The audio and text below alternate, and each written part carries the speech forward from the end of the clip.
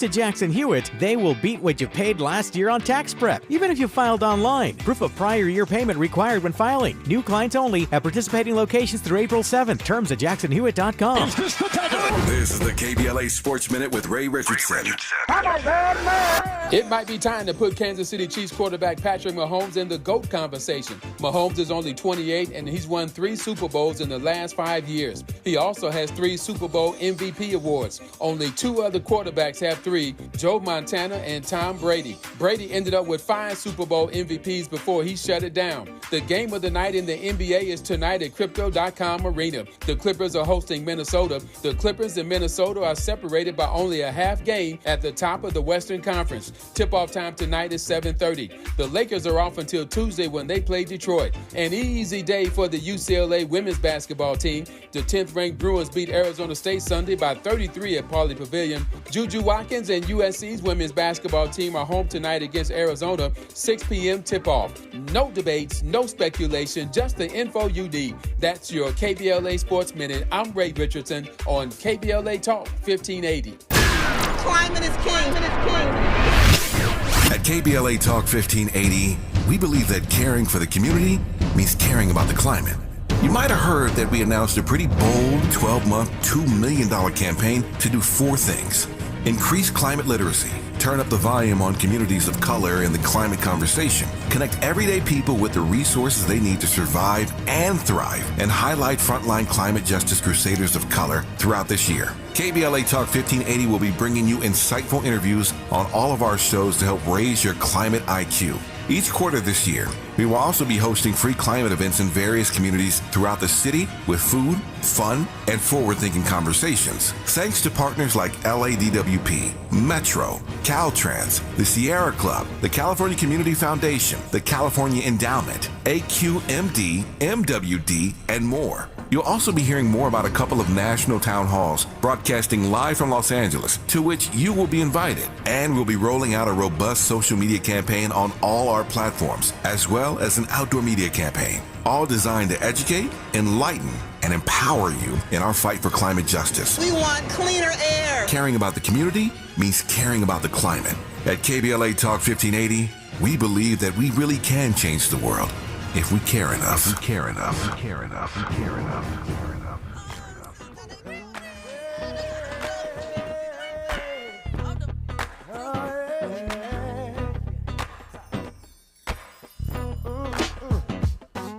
It sounds so good to me. You gotta get on up, baby. You gotta get on up now. Say it again, you're to see. Get on up.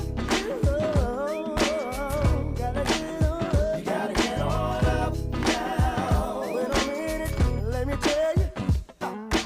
Everybody grab somebody, turn his mother into a party. Fellas, take it, ladies. You're listening to Tavis Smiley, and I am glad about it.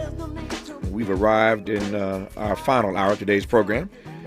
Not a bad show for a Monday. Not a bad show for any day. 2 great hours. That last hour was fire. I learned so much in that hour, as I hope you did. I say all the time that every day I leave this studio, I always walk out a little bit smarter than I came in. And I thank Professor Matthew Berry Johnson for just downloading us with the backstory for why there are, in fact, so many wrongful convictions of black men in this country. I thank him for his research, for his work, his witness, and that empowering conversation. In this last hour today, we'll talk politics. A lot of politics to talk about in this hour. We'll talk SCOTUS, we'll talk Trump, we'll talk Biden, and a great deal more with attorney Elizabeth Booker Houston. The Supreme Court seems skeptical of arguments to kick Trump off of state ballots. You saw that a couple of days ago.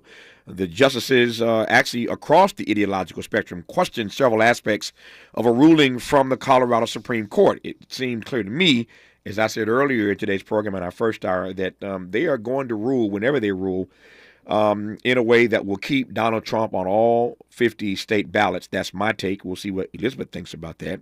And today is the deadline for Donald Trump to appeal a federal appellate court's ruling that he does not have immunity from prosecution for his role in the January 6th insurrection. I'll have Miles look this up. I've been on the air for a couple hours.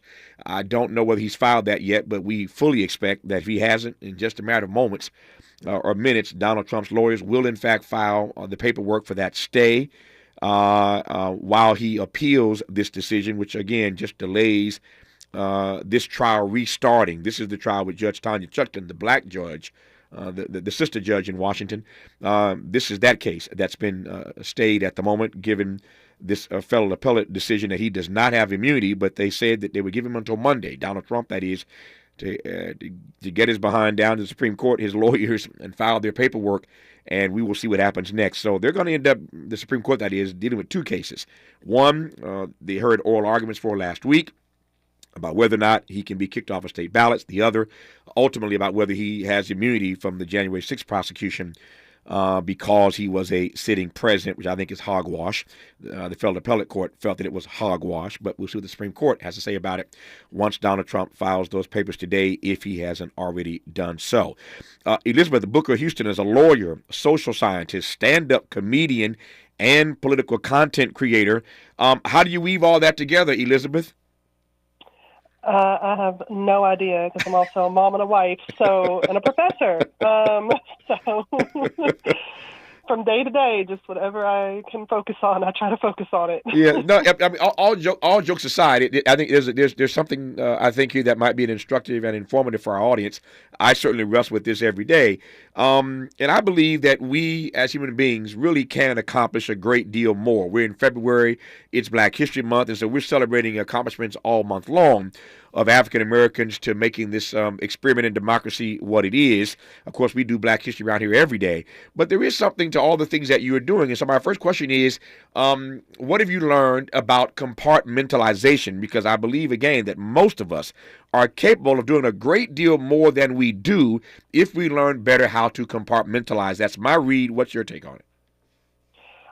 Yeah, I mean, once I learned to compartmentalize, that is definitely when I started to see a shift and I was able to take on so many things. I'll be honest with you, the sad reason that I learned to compartmentalize is it was really kicked off by my brother was sadly murdered in 2017, and we have still not had justice for him. And that was right after I had finished law school. And so I'm sitting there finishing my law program. I'd also got my master's in public health. I was all excited to come to D.C., make big change, and then my family's just sitting in the midst of grief and injustice and seeing firsthand how unjust the justice system can be. And so it's like I'm sitting here, starting this new career where I'm supposed to be all bright-eyed and bushy-tailed, and having to find a way to move forward. So had to do a lot of compartmentalization.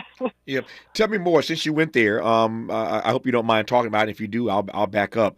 But since you referenced it, tell me about your brother.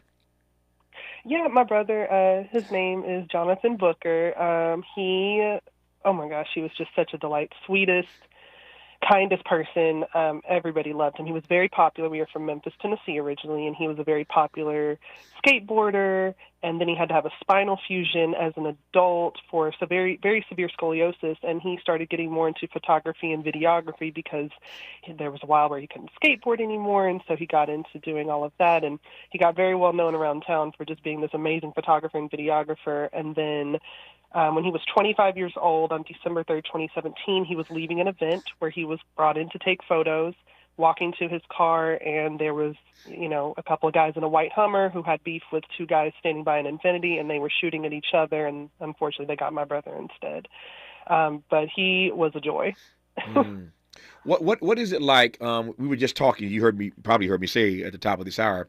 We were just talking with a professor out of John Jay College in New York, Matthew Barrett Johnson, about wrongful convictions. And in your case, it's not about a wrongful conviction. It's about getting a conviction at all. When we come forward, I want to hear that part of the story. What's it like having lost a brother to murder in 2017? And again, you're not the only person in this country, sadly, who has this story, but I want to hear yours since I'm talking to you. But there's so many people who either have relatives who are wrongfully convicted, as we just discussed for the hour, or people who have loved ones who've been murdered and they never find a suspect. They never arrest anybody. That case is never closed. And not that finding the culprit allows you to necessarily close on the loss of a loved one. I say all the time, we don't close on the loss of loved ones like we close on a house. It's not the same.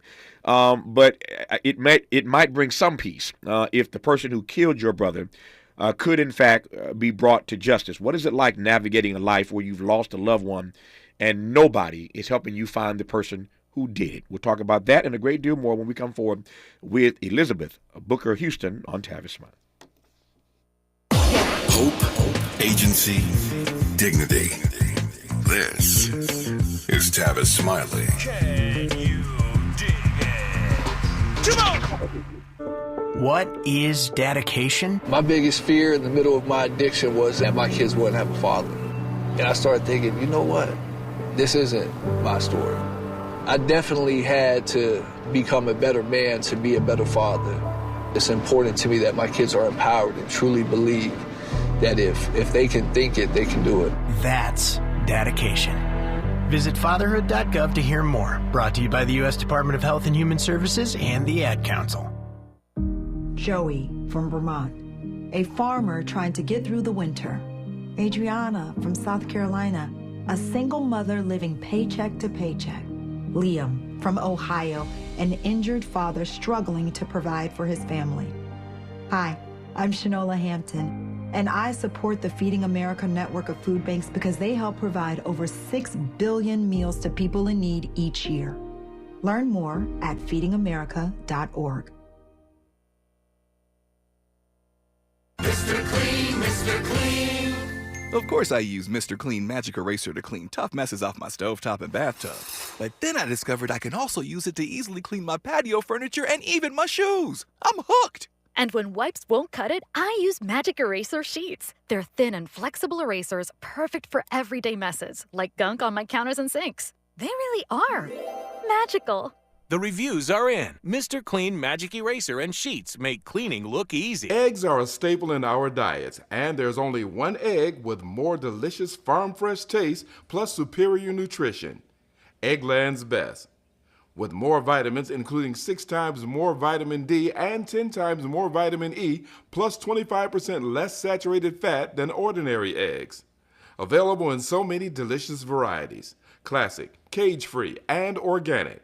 Eggland's Best. Better taste, better nutrition, better eggs. KBLA Talk 1580 is the exclusive media sponsor of this light of ours, activist photographers of the Civil Rights Movement. A dynamic new exhibition on view now at the Skirball Cultural Center in Los Angeles. This light of ours showcases more than 150 photos taken by movement insiders from diverse backgrounds that reveal the vital work undertaken by a broad coalition of organizers and everyday people whose collective action changed America. This light of ours is one of 3 temporary exhibitions currently on view at the Skirball, which together explore issues related to civil rights, immigration, and pluralism. Tickets and more information for all 3 exhibitions are available at skirball.org. That's skirball.org. SKIRBALL.org.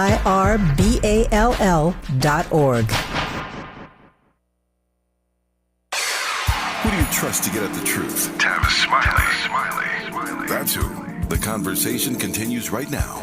It does indeed with attorney Elizabeth Booker Houston, who is a lawyer, social scientist, stand-up comedian, political content creator, mom, wife, and professor. Don't tell me that you can't get more done in the 24 hours. Somebody once told me years ago that we all get the same 24 hours every day. The question is how you going to use it. I don't get any more time any day of the week than you do. You don't get any more time than I do. The question is, how are you using the 24 hours that you are given? Put another way, it ain't about the work you do. It's about the work you get done. Not the work you do, but the work you get done. And we were just talking to Elizabeth about what she's learned about compartmentalizing. And I can write a book about compartmentalizing. But the better you learn to do that, the more you can accomplish on any given day. And we ain't got a single day to waste around here, certainly as black folk trying to make contributions to our community, to our country, certainly to our families, and the things that we believe in. I digress on that point for now. Elizabeth was sharing with us a very painful story, but I think, again, it can be instructive and informative for those who share the journey that she is on, and that is what it's like losing a loved one to murder, and the police and nobody else seems to be able to find the culprit, and so you are mourning the loss of your loved one on the one hand, but on the other hand, the person, the assailant, is never in fact brought to justice. What's it like waking up every day for years knowing that your brother was murdered, and to date, no one's been held accountable for that, Elizabeth? It is one of the hardest. It really is the hardest thing I've ever dealt with in my life. I remember saying that at the time, that after everything happened, it hurt so bad that I just knew I was going to die because it hurt so bad. So the fact that years later I'm living my life and doing all of this is kind of amazing, because I could not picture it in that moment. One thing about my brother's case is they do have the two suspects who were in the white Hummer. They did find them. They did identify them, and I say they, but really it was my 19-year-old niece who did it, because she did a simple Facebook search and was able to find that white Hummer that was involved in another incident and told the police. And they just don't have enough evidence that they say that they can possibly bring charges and convict them for murder. And it kind of goes back to what we were talking about earlier about wrongful convictions and the inequity in the justice system and how systemic racism plays into that. I always remind people that it also affects victims in this case, because what happened is police saw my brother, a young black man, dead on the street and just thought he didn't matter. And so they collected no evidence. They tried to do nothing to investigate, did not secure the scene, to the point that my own mother got a metal detector off of Amazon and went back and found the bullet casings later herself, that my dad went around to the local businesses to try to find footage, all these things that the police should have done. But because of their bias, they didn't do what they were supposed to do, and actually even told my dad as he's standing there at the scene and my brother's still on the ground, well, we got to check his body for gang tattoos. Mind you, my brother had not one tattoo on any inch of his body. He actually hated tattoos. And was wearing a short sleeve button-down shirt that I'd purchased him. It was very clear he did not have any tattoos, but just things like that happened all throughout right after he was murdered, and then all throughout the investigation. And so it just tainted the entire thing. So I always remind people it's not just about, what they always try to say, the criminals. For all intents and purposes, my brother was the perfect victim. He had no history of anything, well-loved, didn't really drink, do drugs, nothing. It doesn't matter. And that kind of circles around to my platform and how I got to what I do, because I have taken a huge stance against respectability politics, because I always say it will not save us. Yep. When you say respectability, I want to get back to your mama in just a second, so just put a pin in that. I'm going back to your mama in a second about that metal detector. I heard that. So hold that for a second. But when you say respectability politics, in this instance, in this moment, you mean what by that? The fact that my brother was not wearing sagging pants and was wearing a nice button-down shirt and some Michael Kors, shoes, some nice shoes. And, it doesn't really matter. They always try to pick out little things like that. That's all about, well, if you make yourself more respectable, if you pull your pants up, if you dress a certain way, if you talk a certain way, if you act a certain way, well, then you have nothing to worry about. And that's not the case. We're seeing that time and time again, that it doesn't matter. At the root of it, it's racism. And nothing in respectability politics is going to overcome that. Yep. Tell me more about the work you've done in that regard to push back on that notion of respectability politics. So this gets into how I got into the comedy as well. Right. Folks who are familiar with my platform, but maybe folks who are not so familiar into hearing me talk right now on your show might be surprised to find when they go on my page, I cuss a lot. I say exactly what I think and how I feel. It is, it's very much like getting your political updates and your news and legal case breakdowns, but in the form of Def Comedy Jam or something. And I did that because I said, I want to find another way to deliver this information to people. And why? Why does it have to be a professor using, and I am a professor by day, but why do I always have to put that hat on? I don't always have to sit here and use all the big words and the jargon and all of that. Let me make this information accessible to people. Let me make it fun for people to understand. And so when I call, a Fifth Circuit judge a dry and seasoned chicken breast and talk about how I hate his decision, it catches people's attention. So, I was reading an article the other day, and I said, matter of fact, I said a few weeks ago, actually, and I said to my producers, and we've been kicking it around, I haven't quite figured it out yet. But I am going to do a show, and I'm glad you went there, and I'm gonna put you on the spot because I know you can handle it, and you're a comedian, so I know you can handle it. Not to mention a professor. But I'm going to do a show here in the not too distant future about the issue you just raised about cussing, and I'm going to spend an hour just talking about what's up with all the cussing. And the conversation is going to be built around this article I was reading, and it was actually fascinating. This article was about the benefits, believe it or not, the benefits and the value that can come along with freeing yourself and cussing. That's what the article was about. So it got my attention. The flip side of that is that everybody is cussing. And I don't know that is, as my grandmother might say, I don't know that is the answer to the prayer. Is cussing the only way we can communicate these days? President Biden the other day in his press conference, I know he was mad about that one line in that report that called him basically old and feeble and a bad memory. But the president's dropping cuss words in his press conference. Senators and other people are telling people to go F yourself. I mean, in our body politic, in our public discourse, college professors, elected officials, everybody is cussing. So I'm asking you, Elizabeth, since you went there and boldly pronounced that you cuss a lot, what's up with all the cussing these days? Well, it is an outlet. It is definitely, it's just, you ever been a little kid and, your parents make you mad and you're not supposed to say it, so you might go in your room and shut the door and you whisper the F word real hard to let it all out. Yes. That's what it's like. Uh-huh.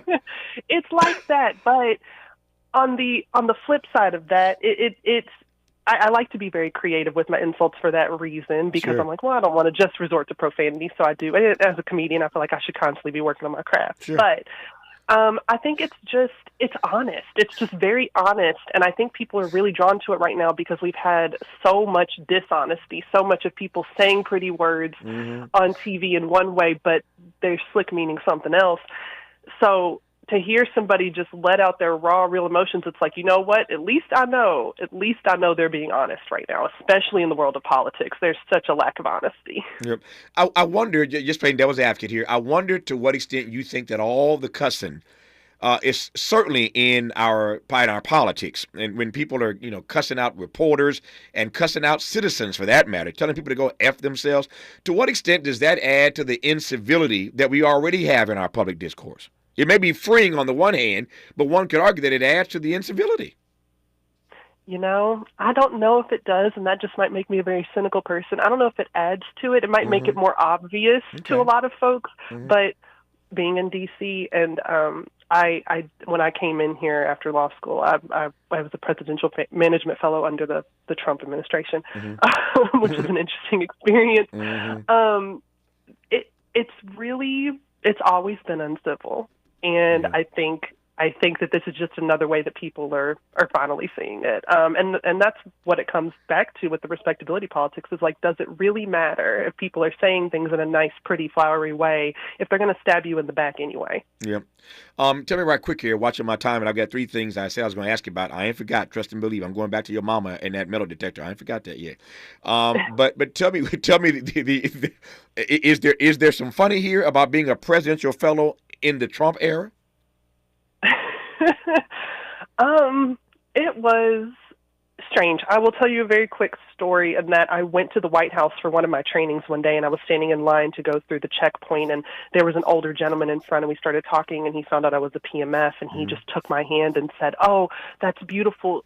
I need you to stay. We need you to hold on. The sun will shine again one day. Don't worry. It's a dark time right now, but it will get better." And I said, "Oh, thank you, sir. What do you do?" And he said, "I rescue hostages." And I was just like, oh, it's bad. No, that story about says it all. That about says it all. That says all of it. Yeah. Let me circle back to your mother. And this is not funny. That was funny. This isn't. But I was fascinated by what you said. And this is the story of black folk in America. That so often we just have to assign ourselves to do what others will not do. It should not be that way when it comes to justice. The police ought to do the job. that they are hired to do, to protect and to serve. They ought to do their jobs. But tell me about your mother. Your brother is murdered in 2017 in Memphis. The cops are not doing their job to bring the assailants to justice. Your mama went out and bought a metal detector? She did. And I do want to add into this story that my brother and I, our father is black, but our mother is white. Okay. And I think that is kind of important to the story, too, because this is one of those examples of where proximity to whiteness is not going to save you in every case. Because at the end of the day, my brother is a black man, I'm a black woman. That's what people see on the street. They see my mother and her black husband. And so she was not treated well either, being tied to all, with all of us as a family. Yeah. And obviously she does not deal with the same issues that that she would as a black woman. She still has white privilege as a white woman. But I think it's just important to note that even with all of that, it was not going to overcome the systemic injustice that is at the basis of everything. And so, yes, she ordered a metal detector off of Amazon and went out and found metal bullet casings and sent it off to the Tennessee Bureau of Investigation when the Memphis Police Department did not. My Lord. that is quite a story of what people have to do. Man. So since we're talking about the Memphis Police Department, this is, you can probably see where I'm going here. This is the same police department where these officers killed Tyree Nichols. And we know that story all too well. So, you hail from Memphis, you live in D.C. now. But given what happened to your brother, or what didn't happen, I should say, in terms of them not arresting anybody or charging anybody in this case, given what happened to your brother, given what we saw happen to Tyree Nichols, what's your read on the Memphis Police Department? Oh, we've known they've been corrupt. Everybody in Memphis, I don't think that's any kind of secret among any of my fellow Memphians listening right now. I know you're nodding your heads like, yep, we've known the Memphis Police Department has been a corrupt mess. That is nothing new. And I think that I don't even know what else to say beyond that. But it's the corruption is real and it is deep. Yeah, and what do you think the source of that corruption is? I mean, put it another way, does it happen because Memphis is a black city? Am I missing something? Why is this department so corrupt? I think it's a combination of Memphis being a black city as well as the place Memphis stands in the civil rights movement. I've heard people say all the time growing up that, Dr. King was assassinated on April 4th, 1968 at the Lorraine Motel in Memphis, and the city never recovered. And that almost seems to be the case. We just have a lot of deep, deep wounds in Memphis that you will not find in a lot of other cities throughout the country. Yeah. There are a couple. And it's also targeted by really, to be honest, too, there's the disenfranchisement by the Republican state legislature in Tennessee. That's also the case. They are very intentional in how they keep Memphis impoverished, how they allocate funding and how they do all of that, and that adds to it. Speaking of the legislature, this is the home of those two Justins, is it not? Oh, I'm sorry, what was that? I said, speaking of Memphis, Tennessee, this is Tennessee. This is the home of those two Justins that we all know so well. Yes. Justin Jones and Pearson. Oh, my gosh, they are wonderful. Yeah. No, it just goes to show you how disenfranchisement is real. And those two brothers came to national prominence when they stood and fought back against their expulsion from the Tennessee state legislature. So that's the Memphis, that's the Tennessee that we're talking about at the moment, from which Elizabeth Booker Houston hails. When we come forward, now we're going to put our expertise to work. Now that I understand the backstory, I never know where these things are going to go. I mean, I'm following the guests, but these conversations are always instructive, informative, inspiring, and empowering, and just revealing. As I say all the time, each of us doesn't just have a story, each of us is a story. And so often I find that the best part of this program is understanding the backstory of the people I'm talking about or talking to, even before I get to why they're booked to come on the program. So we'll do that part when we come forward, get to why she was booked. We'll talk about a number of Supreme Court cases. We'll talk about Donald Trump. We'll talk about Joe Biden, a few other things with attorney Elizabeth Booker Houston when we come forward on Tavis Smiley. What's your quarrel with the world? You're listening to Tavis Smiley. If you're like me, 60 and retired, making ends meet, especially here at the supermarket and drugstore, is tough. I'm so blessed to have found benefitscheckup.org. It's a free and confidential website from the National Council on Aging that connected me to $1,200 a year in programs that help pay for food, medicine, utilities, and more. Maybe it can help you. BenefitsCheckup.org. My daughter was diagnosed with a rare malignant rhabdoid tumor on the spine. They sent her straight to St. Jude. My hope was gone. But when you get there, everyone's like, hey, we're not going to give up.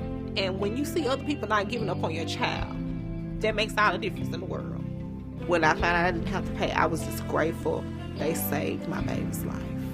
Finding cures, saving children. Learn more at stjude.org. I'm Ray Harris, and here's the latest from the Black Information Network. A black woman is facing charges of endangering the welfare of a child, leading to death after officials say she mistakenly put her infant daughter down for a nap inside an oven. Court records don't offer any explanation for Mariah Thomas. The black woman says she mistook the oven for her 1-month-old's crib.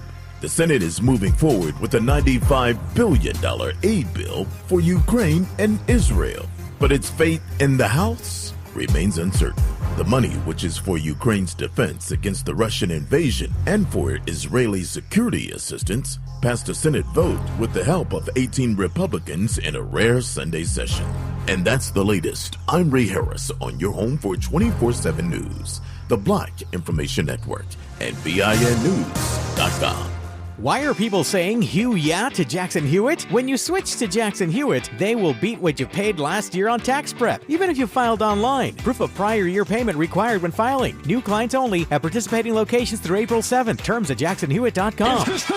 This is the KBLA Sports Minute with Ray Richardson. It might be time to put Kansas City Chiefs quarterback Patrick Mahomes in the GOAT conversation. Mahomes is only 28, and he's won 3 Super Bowls in the last 5 years. He also has 3 Super Bowl MVP awards. Only 2 other quarterbacks have 3, Joe Montana and Tom Brady. Brady ended up with 5 Super Bowl MVPs before he shut it down. The game of the night in the NBA is tonight at Crypto.com Arena. The Clippers are hosting Minnesota. The Clippers and Minnesota are separated by only a half game at the top of the Western Conference. Tip-off time tonight is 7:30. The Lakers are off until Tuesday when they play Detroit. An easy day for the UCLA women's basketball team. The 10th-ranked Bruins beat Arizona State Sunday by 33 at Pauley Pavilion. Juju Watkins and USC's women's basketball team are home tonight against Arizona, 6 p.m. tip-off. No debates, no speculation, just the info you need. That's your KBLA Sports Minute. I'm Ray Richardson on KBLA Talk 1580. We've got a lot to talk about. Are you interested in catching up on all the latest entertainment news, trending topics, and exciting interviews? I got you. Tune in to The Raw Report with Robin Ayers, Monday through Friday, 6 to 7 p.m. I'm your host, Robin Ayers. Join me every weekday with some of the best entertainment contributors in the business as we break down what's going on, who's got next, and what not to miss. Only on The Raw Report with Robin Ayers. Unapologetically progressive. KBLA Talk 1580. We've got your black.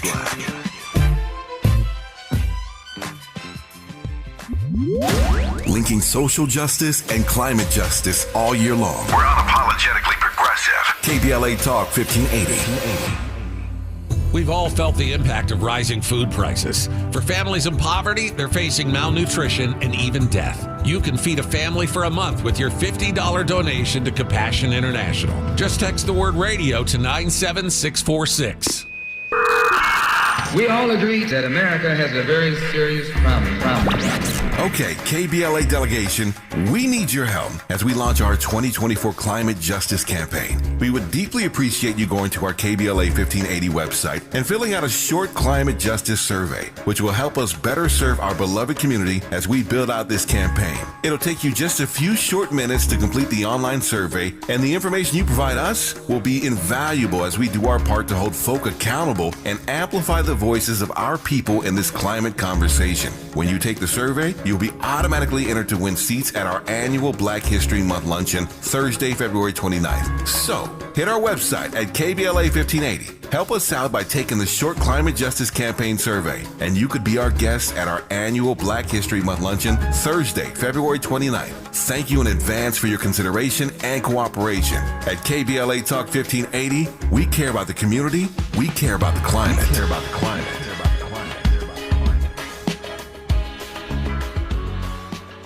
That was another way. I would smoke once an hour. That didn't work either. All that would happen at some point of the day, I would end up doubling up. Other ways that I tried to quit was I stopped buying cigarettes totally. But if I took 3 puffs off of 15 friends, those didn't count because they weren't my cigarettes and they weren't full cigarettes. I went through a lot. Every attempt is part of your story to quit for good. Visit Kick It California today at kickitca.org. It's game day at Jim's house, and the spread is impressive. Mike's already done some damage with the hot wings, and now he's dropping back and going deep for another slice of pizza. I sure hope he brought the Pepto. Mike knows the Pepto-Bismol provides fast 5-symptom relief from unexpected stomach upsets. He's no rookie. The way he's throwing back those nachos, he's the GOAT. Be ready for game day with Pepto-Bismol. When you have nausea, heartburn, indigestion, upset stomach, diarrhea. Use as directed. Keep out of reach of children. Smart talk for curious people just like you. You're listening to Tavis Smiley. Tavis Smiley and Elizabeth Booker Houston, lawyer, social scientist, stand-up comedian, political content creator, mother, wife, professor. She does it all. I'm delighted to have her on the program in this hour. I want to talk now about some issues, why I really wanted to have you on, but I enjoyed understanding the backstory a little bit better. We're talking a moment about these 2 Supreme Court cases that Trump, we just checked a moment ago, at least at this moment, Trump, his lawyers have not filed their paperwork yet for this stay while they appeal this decision by the appellate court, which found last week that Donald Trump does not have immunity from prosecution for January 6th. So we're still waiting on his filing. That has not happened, at least at this moment. May happen before I go off the air. And if not, it is certainly going to happen today because he wants to kick this can a little further down the road.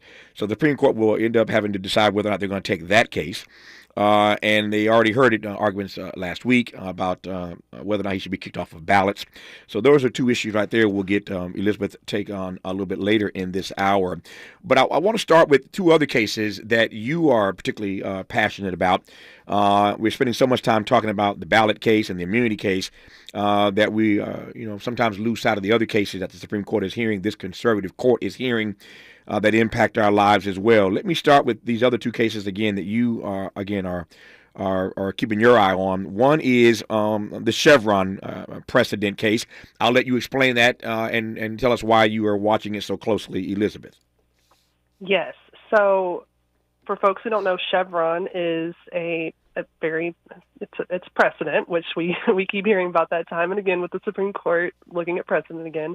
It's a 40-year-old case that governs the way that administrative agencies are able to have power, authority, jurisdiction. So that's executive agencies like CDC, NIH, DOJ, all of those agencies. And the whole reason these agencies exist is that Congress acknowledged the fact that they can't answer every question because they're not experts in things like science and medicine and all of these things that the agencies handle. So what they do is through statutes, they give a limited amount of authority to the agencies to handle the issues themselves by hiring experts. So the Chevron case came about because they were trying to figure out, well, what happens when the statute is ambiguous or it's silent on an issue and then the agency goes forward with a decision. And so the Supreme Court decided, well, if the agency makes a reasonable interpretation, then it's fine, and the judges need to defer to the agency again because the judges are not experts, right? It's going to be all of the folks who have been hired to handle this very specific kind of work.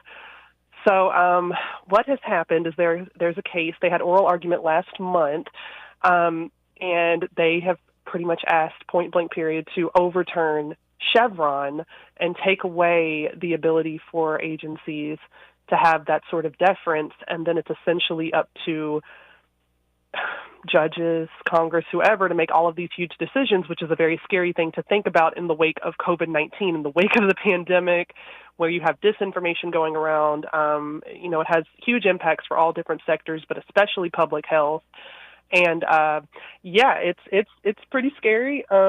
because of everything going on with Trump and the Colorado ballot and all that, I feel like it kind of slid under the radar. But, you know, we're already seeing judges kind of chip away at that. There's a Fifth Circuit case that is in front of the Supreme Court right now as well, where they decided that the FDA didn't have the authority to say that mifepristone, which is the abortion pill, was safe and effective. And that the FDA, which is the Food and Drug Administration, that they do not have the authority to say whether or not the pill is safe. Yes, because they, according to the judges, didn't do enough research. The judges, who are not the doctors and pharmacists, have decided that. And that is what folks are very afraid of if we no longer have at least something in place of Chevron, some sort of way to make it clear that judges shouldn't just be deciding issues of science and medicine and whatever else from the bench. It sounds like that's the point you're trying to get us to focus in on in terms of keeping our eye on the ball. There are two different cases, one the abortion pill, one Chevron, but the point I hear you making is that these are decisions that are being made by judges, which is doing a couple of things. One, it's giving them more power and other agencies less power, number one.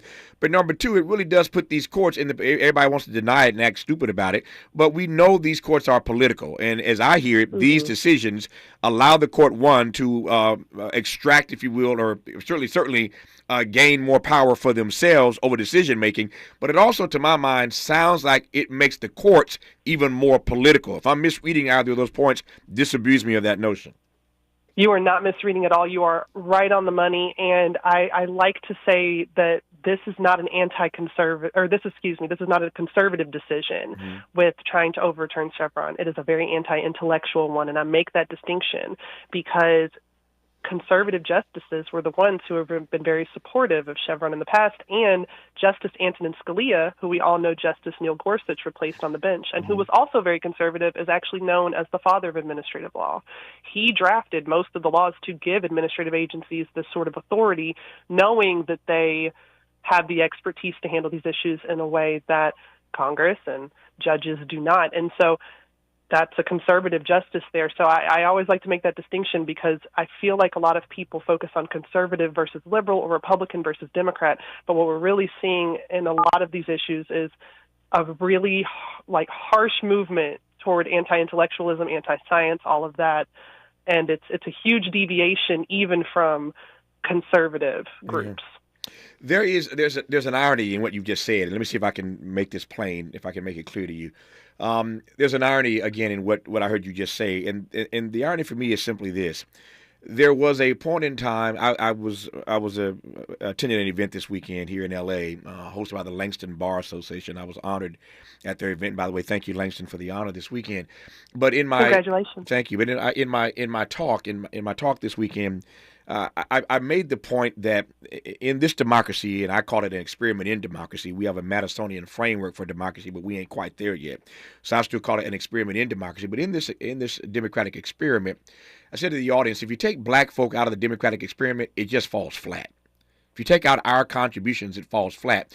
And that includes our contributions in the law. And I mean Thurgood Marshall and Charles Hamilton Houston, a long list of brilliant black lawyers if I had the time, as I did on Saturday night, I could call their names. The point is that we've arrived where we are now because of and through amendment, interposition, nullification, and certainly protest. But that's where we are in this particular moment right now, even with a democracy that is fragile, not what it ought to be, but it's better than what it used to be because of our engagement. My point is that so often black folk, when we wouldn't get respect or couldn't get respect anywhere else, we've had to go to the courts. The courts have not always been on our side, but we had to go to the courts for relief when we couldn't get it in the political process. So we've used the courts quite well over the years and forced that institution of government, the judicial branch, to do right by black people. We've used that system quite well. Here's the irony.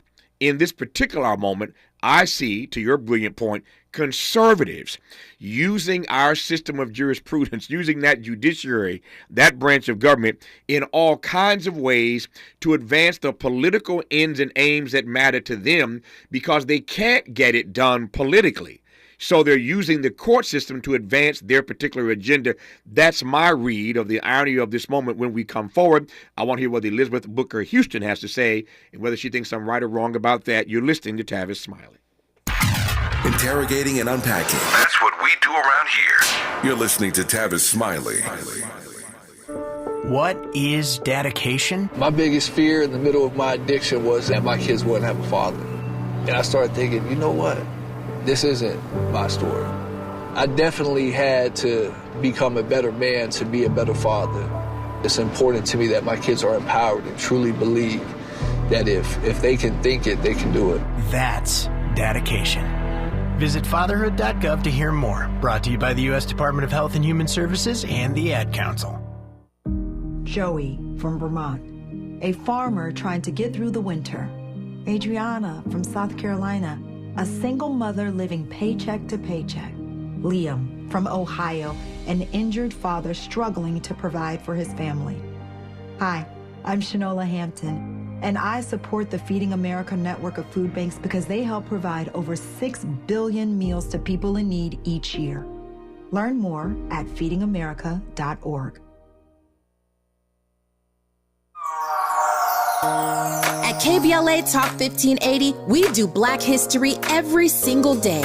In fact, as the only Black talk radio station west of the Mississippi, we are Black history. Our annual Black History Month luncheon is fast approaching, and we want to be sure to give you ample time to get your company, organization, church, or group to join us at this year's celebration on the last day of the month, Thursday, February 29th at noon. Last year, we honored iconic local Black media personalities, including Pat Harvey, Jim Hill, Mark Brown, Beverly White, Sandy Banks, and Pat Prescott, and raised $20,000 in scholarships. This year, we're honoring Black Hollywood creatives who have used their artistic genius as climate justice champions. At this year's luncheon, we will be showcasing and sharing their inspiring work on our big screen. Plus, a scrumptious meal, live music, great company, and lots of fun with your favorite KBLA Talk 1580 hosts. So contact us today at info@smileyaudio.com or call 323-290-4690. That's info@smileyaudio.com or call 323-290-4690.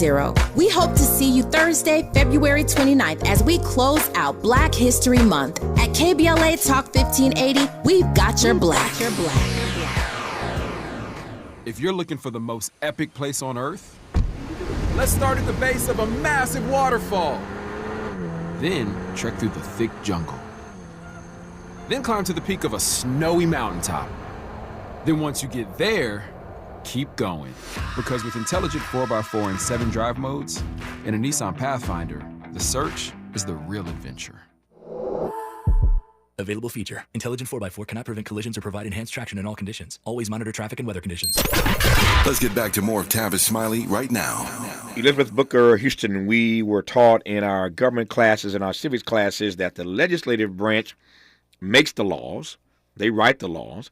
The executive branch signs the laws, and the judicial branch interprets the laws. That's what we were taught in our civics classes, our government classes back in the day.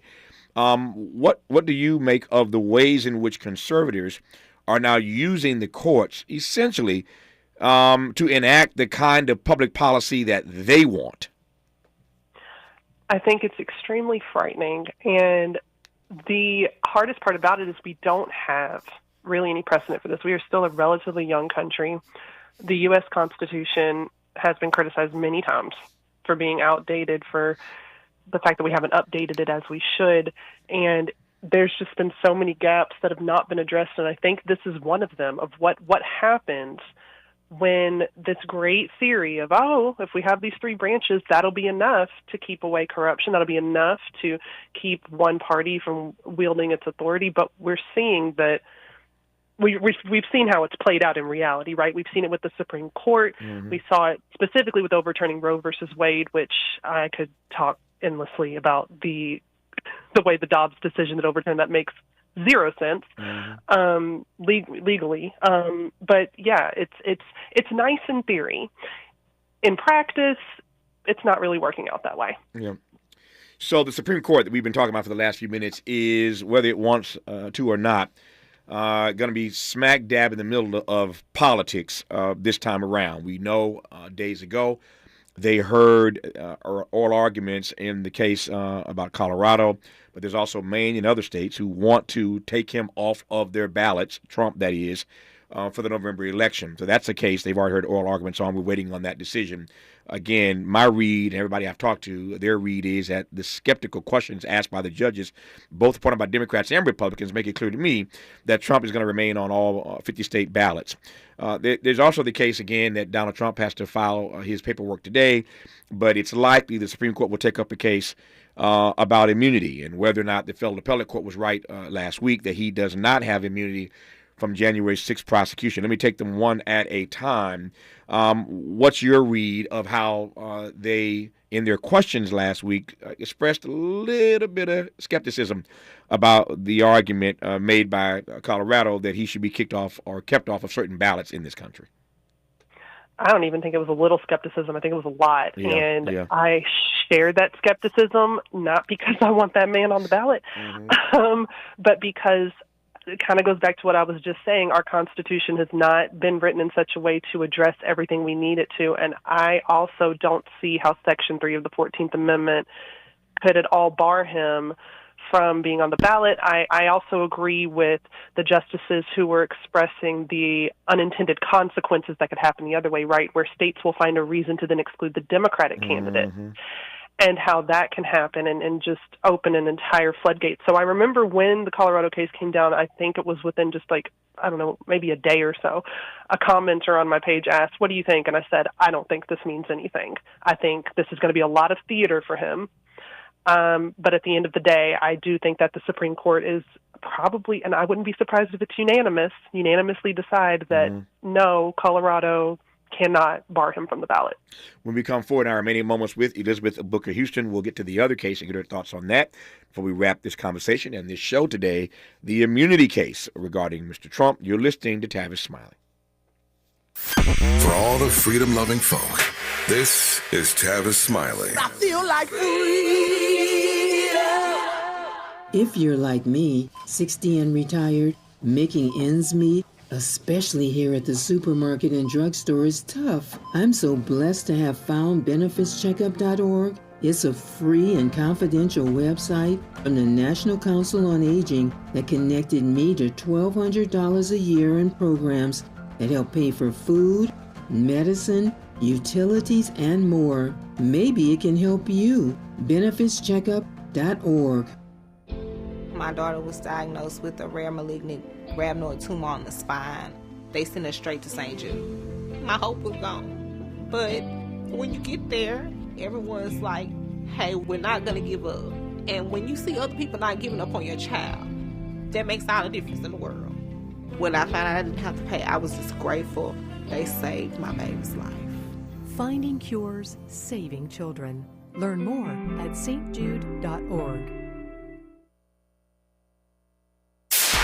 KBLA Talk 1580. We've got a lot to talk about. KBLA Talk 1580 believes in community empowerment through the arts. Tia Chucha Central Cultural is on a mission to transform community in the Northeast San Fernando Valley and beyond through ancestral knowledge, the arts, literacy, and creative engagement. The Northeast San Fernando Valley has a population of about 500,000, the size of the city of Oakland, yet it has no bookstores, art galleries, or full-fledged cultural spaces until Tia Chuchas opened its doors in 2001. Founded by renowned poet and activist Luis Rodriguez, Tia Chuchas Cultural Center provides a year-round free or low-cost arts and literacy bilingual intergenerational programming in mural painting, music, dance, writing, visual arts, healing art sessions, and healing talking circles. Activities also include Mexica, Aztec dance, indigenous cosmology, philosophy, and 2 weekly open mic nights, one in Spanish, the other in English. In addition, they host author readings, film screenings, and art exhibits. To express yourself, heal yourself, attend an event, or volunteer, please visit www.tiachucha.org. That's TIACHUCHA.org. This is a community call to action from KBLA Talk 1580. I started vaping my freshman year of high school, mostly because all my friends had vapes. I wanted to fit in with them and look cool and be a part of everything that they were doing. The hardest part about quitting for me was all my friends still hitting their vapes right next to me. It was really frustrating and confusing when I was trying to quit because in my head I knew I didn't want to do it anymore, but for some reason my brain still wanted it. No quit story is the same. For free support, text Kick Nicotine to 66819 today. He's rooting for everybody black. Everybody black. More of Tavis Smiley coming your way right now. More of Elizabeth Booker Houston coming your way right now, at least for the last 3 minutes that I have in this hour. So we talked about the Supreme Court in the ballot case, and I think you agree with everybody I've talked to that they're going to find a way to keep them on all these ballots, and I don't think that's the wrong decision. I've said many times, I think if you want to beat him at the ballot box. If he's the presumptive nominee, so be it. Beat him at the ballot box. But I think trying to keep him off of state ballots before he's been found guilty of anything is a problem. It just adds to this narrative that already exists that he's advancing, that they're out to get me. And so what about due process, presumption of innocence, and fundamental fairness? Find him guilty in a court of law. Beat him at the ballot box. But I don't think taking him off of ballots is the right approach for this election. And so I think the Supreme Court is going to agree with us. I think you're right. It probably will be, I expect a unanimous decision in that regard. I think you're probably right about that. Which leads us finally to the immunity case. Again, I just checked a moment ago. He has not as yet filed, but he will before the day's over. His lawyers, Donald Trump's lawyers, will file the paperwork they need to file for this stay while they move to appeal this decision by the federal appellate court the other day that he does not have immunity from prosecution for his role in January the 6th. Now, I think the Supreme Court is clearly going to rule, I think they'll rule unanimous, as you said, Elizabeth, on his being on all the ballots. That's going to happen. But I also think, and it may not be unanimous, but I also think they are going to uphold, ultimately, assuming they take the case, and I think they will, they're going to uphold this federal appellate decision that he is not immune from prosecution. That's my read. What do you think? I agree. I had to laugh at some of his attorney's arguments, and, bless them, they tried. But at the end of the day, I think it goes back to what the district judge said. And what was it that they said, that being president for a time doesn't guarantee you a lifelong get-out-of-jail-free card? And that's what he was going for. The arguments were just far too tenuous. I like how they tried to say that, oh, well, if you don't give him immunity, there will be a chilling effect on presidencies going forward, and no president will ever make any decision whatsoever, as if making a decision as the president about, I don't know, geopolitical matters or something of that nature is the same as inciting an insurrection. So, yeah, I fully expect if they take up the case, I imagine they would, and if Trump gets his filing in, yes, I absolutely think that the Supreme Court will say that no, Trump does not have presidential immunity. We shall see. She is lawyer, social scientist, stand-up comedian, political content creator, mother, wife, professor. She is Elizabeth Booker Houston, who I've been honored to have had on this program for the hour. Elizabeth, thanks for your insights. Good to have you on. All the best to you. Thanks for your time. Thank you so much for having me. My great honor. Just like that, 3 hours is gone. We are back here tomorrow, Lord willing, to do it all over again. Until then, thanks for tuning in to Tavis Smiley. And as always, keep the faith.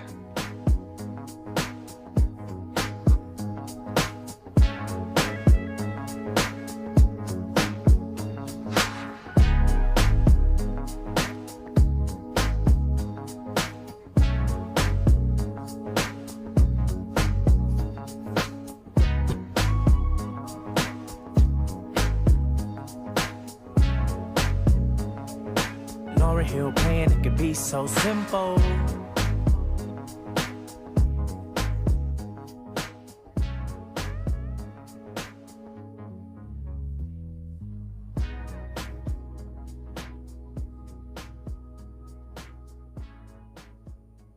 KBLA 1580 Santa Monica. I'm Ray Harris, and here's the latest from the Black Information Network. A black woman is facing charges of endangering the welfare of a child, leading to death after officials say she mistakenly put her infant daughter down for a nap inside an oven.